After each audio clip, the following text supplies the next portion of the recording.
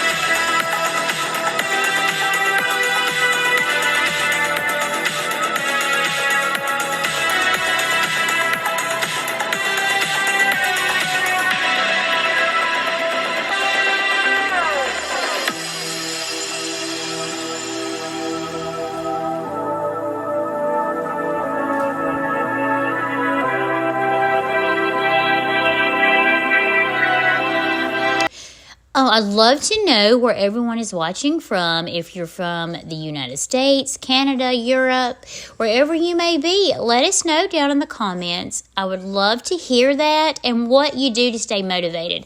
I know our lives get really busy and it's hard to find the times to make our homes as cozy and comfortable and as clean as we would like. So if you have any tips, if you could share with all of us down below, that would be wonderful, and I would definitely love to hear it.